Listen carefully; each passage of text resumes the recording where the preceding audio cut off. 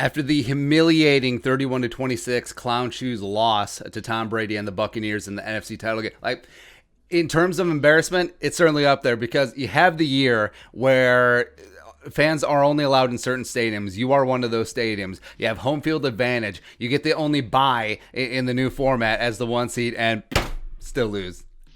Still lose. So the question is, are the octogenarian Aaron Rodgers and the Greasy, Grimy Green Bay Packers heading towards a divorce? Woo! Divorce. You just hate to see it. You do.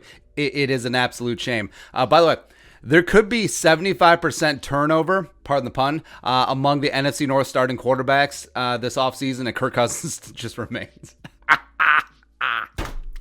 So after that excruciating loss, talking to the media jackals about the choke job, quote, the Packers have a lot of guys' futures that are uncertain, myself included, end quote. Woo! Now, future uncertain. You know, when you have 3 years left on your deal, you're going to be 38 years old. You allegedly played relatively well. You're probably fraudulently going to be given the MVP award this year. Wow. So you're probably not going to retire. And you're looking, that leaves the options for your uncertain future is like, oh, is he not going to be a Packer anymore? Plus, he had the super passive-aggressive answer when asked about the 12-year-old boy's decision to kick a field goal down 8 with 2:09 to go, which was stupid. It was such a stupid decision in terms of being conservative that Mike Zimmer's like, yeah. So he's feuding with his head coach, who he was already had a healthy amount of friction with last year when he incorporated a new scheme. He's mad at his defense at Pettin, even though they gave him 3 interceptions, by the way. He's mad at GM Brian Gutekunst for drafting Jordan Love as replacement and not getting him any serious help in the first 3 picks, and not really building a viable receiving core because it's Devontae Adams, who's not as good as Adam Thielen and Justin Jefferson, and then everyone else. So I think that there is a lot of tension bubbling under the surface, and I think it does boil over this offseason. Because Aaron Rodgers is an arrogant, smug prick who's massively overrated, but it does seem like the Packers are going out of their way just to prove that he's not wanted, which is frankly pretty funny. It really is. So trading him, Rodgers is going to be 38. He's under contract through 2023. He's due a $15.05 million base salary, plus a $6.8 million rooster bonus on the 3rd day of the new league year. The Packers would incur a $38.356 cap hit if they trade him after that bonus is in. They would save $6.8 million off the cap, but they would have to make that decision fast because 3rd day of the new league year is going to be in late March. So it is a healthy chunk, and the Packers are already $28.76 million over the projected 2021 cap of $180.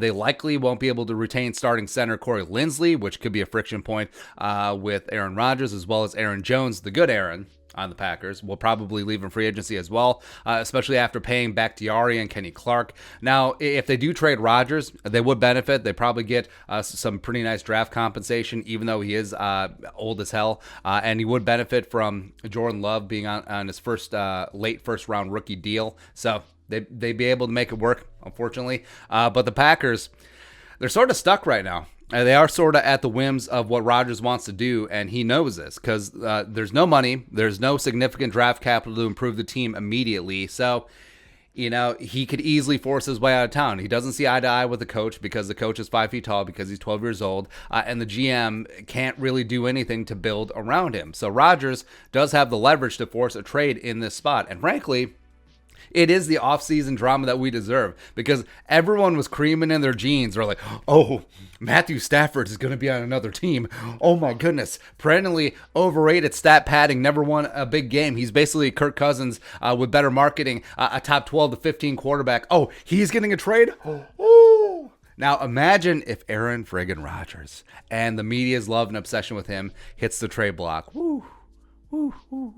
So again, you just hate to see it. It's like that friend couple that is just the worst, the worst, and then they break up or get a divorce. And by the way, everyone knows this couple, and if you don't know a couple like this, you are that couple. So Rodgers, Packers, it's been real, it's been fun, and yes, Packers have quarterback privilege, 30 years of Hall of Fame caliber quarterback play, and I like Jordan Love. Pride of Utah State, but am I willing to bet that he's going to be a Hall of Famer? Probably not. So it's about time. 3 decades in the making. Packers fans finally getting their comeuppance. Such a shame. Such a, oh, you know those giant signs and placards that they gave fans at Lambeau yesterday to make the crowd look bigger and also for them to make noise with? Might want to keep those because I feel like crowds and attendance. It's a good day. It's happy Monday, everyone. Your thoughts? Rodgers forced a trade from the Packers. Let us know in the comment section below. Subscribe for daily Vikings takes. Most support that work. We'll sell them a Venmo. But until next time, Skol, production value.